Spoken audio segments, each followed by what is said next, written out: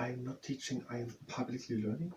But hi and welcome to Learning for the Lifelong UK Test Part 117, the right to vote, I think Part 2. That's on page 44, while doing leg injury prevention training, and if you participate in the leg injury prevention training, that's at your own risk. So we had that the middle classes in the towns and cities grew welfare, and in the Reform Act of 1832, more people had got to vote, had greatly increased the number of people with the right to vote. And there were also no old boroughs and rotten boroughs anymore, something like that, where only a few people could vote. So with the Reform Act 1832, much more people could vote. And there was a permanent shift of political power from the countryside to the towns. But voting was still bound to property amount ownership. This meant that members of the working class were still unable to vote. There was a movement for that. There were campaigners and petitions, and these campaigners were called Chartrists.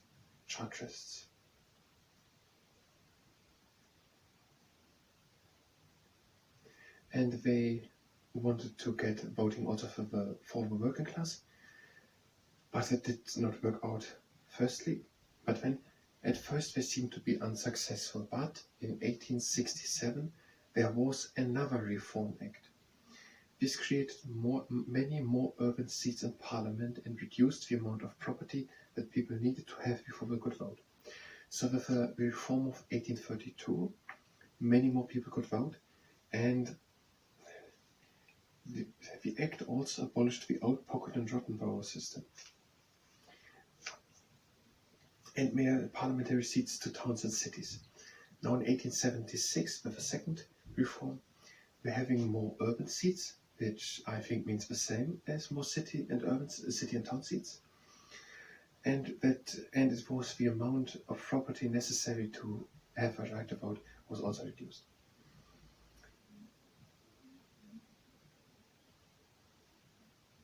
However, the majority of men still did not have a right to vote, and no woman could vote.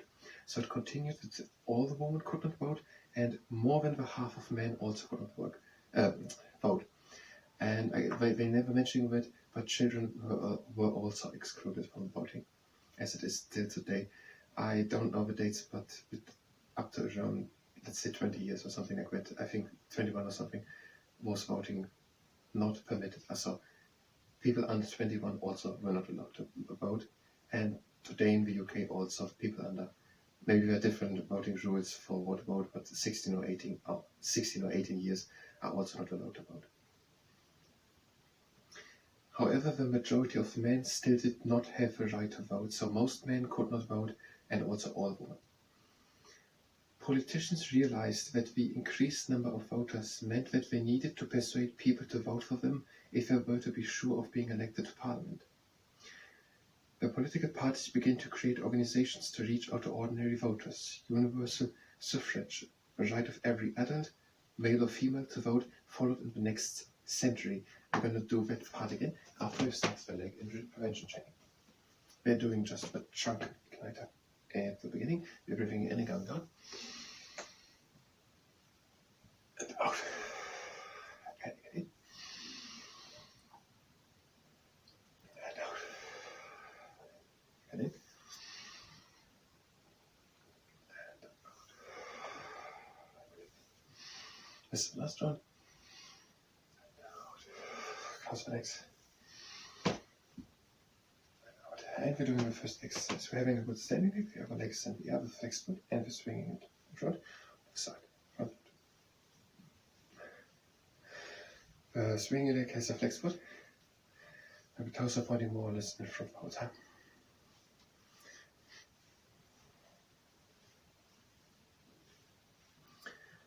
And a few more.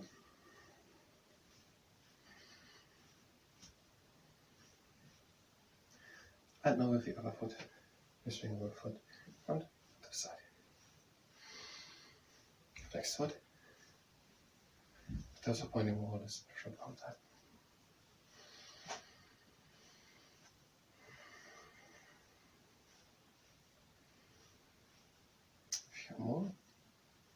And then the second exercise, and then you're trying to understand the section.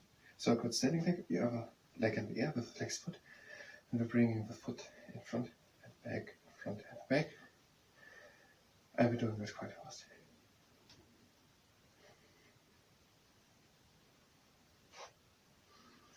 A few more. And now with the other foot, the foot is flexed, and we bring the foot front, back, and again the foot basically stays like that all the time.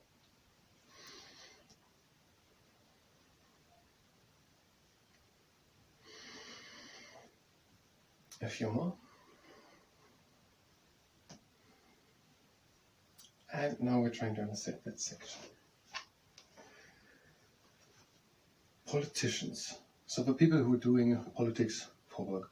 So politicians realized that the increased number of voters meant that they needed to persuade people to vote for them if they were to be sure of being elected to parliament. The third part of the sentence is pretty unnecessary. But it explains, so in a way it is as necessary as I reminded a couple of times. So many more people could vote, and now the people who were doing politics as a job needed to go to the people and actually, using the word persuade, we needed to actually make politics and tell them that they're going to do politics which the people interested if they wanted to get voted again. So we could not just do politics without looking what the people actually want in the country, but now many more people could vote. Even though still children not, all women not, and the most men also not. But it were way more people, and they actually had to look what do the people want as politics if they wanted to get the votes. Because now many people had the votes, and if I never talk to them, they're just saying we're voting not for you. We have never talked to you. We don't know who you are and what you're standing for. The political parties began to create organizations to reach out to ordinary voters. The other sentence, universal suffrage, followed in the next century, has nothing to do with anything written in that section here.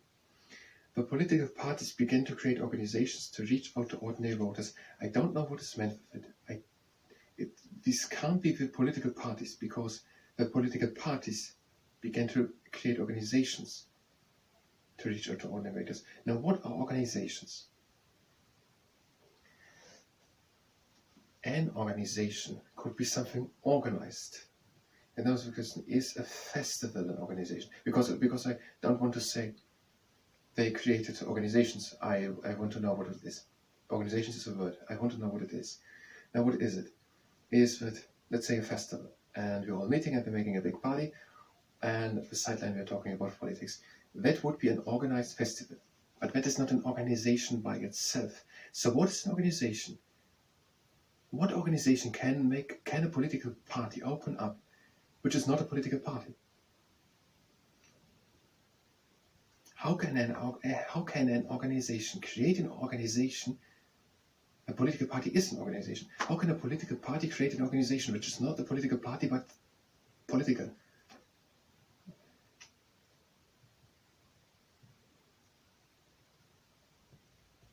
I have another idea. It could be an intermediate person. Technically, just an office and saying, we're having an office in here. We're having Manchester, London, Liverpool, Glasgow. And the political party of the Tories has in Manchester an office. And with that they can head at least closer to the voters in Manchester. I don't understand the concept of a political party creating an organization. Now the other sentence, which has nothing to do with the other sentences, but is surely important. Don't we do it then in the next part? Universal suffrage, I don't know how the word is supposed to be pronounced. Suffrage. Universal suffrage followed in the next century, and we're having at least a little explanation what it means. The right of every adult to vote, so male and female, to vote. Universal suffrage. Meaning wer ist business? That is jump. That belongs to the section there.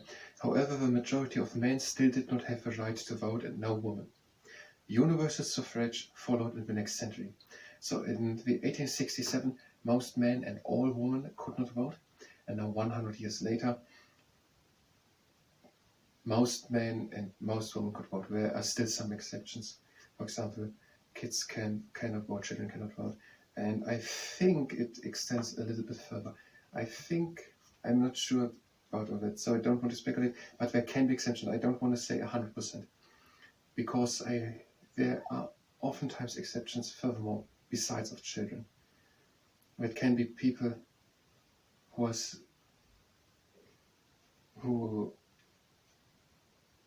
cannot vote freely or are declared to cannot vote freely because they have mental disabilities.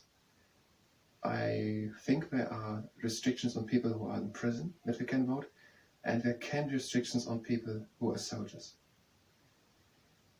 So it's not 100%, but it seems to be a 99% thing, if you exclude the children part.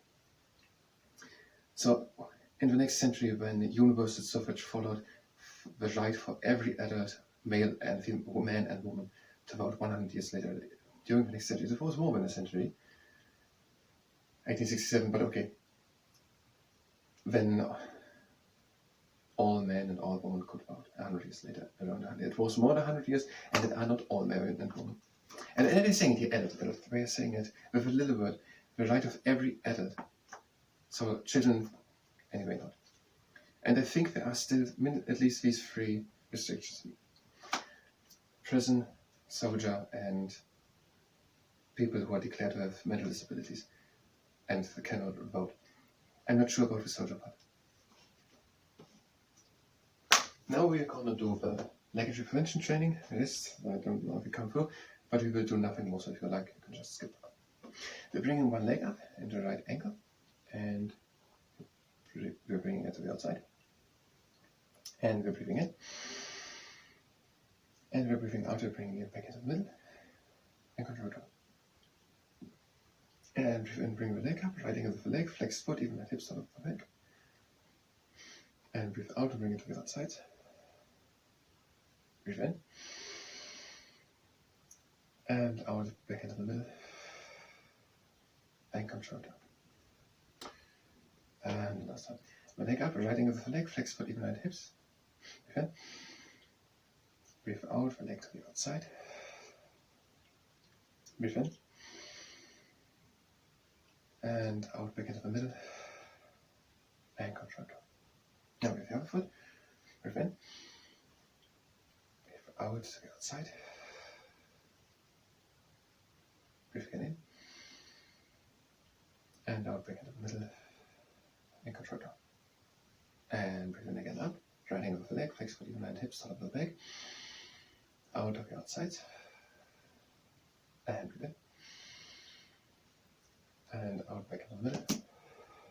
And control down. And for the final time, on the leg up, right angle of the leg, flex foot, even and hips, start up the back, to the outside. Breathe out. Breathe in. Out, back into the middle. And we're having a last exercise, the leg up, same setup, and we're pressing the knee up and to the hand to the side, up and to the hand to the side, up to the side.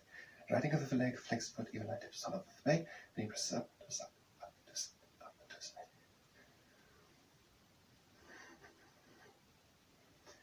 And up with the other leg, the leg up, right angle of the leg, flex foot, even line tips, top of the back, and then you press up to the side, up to the side.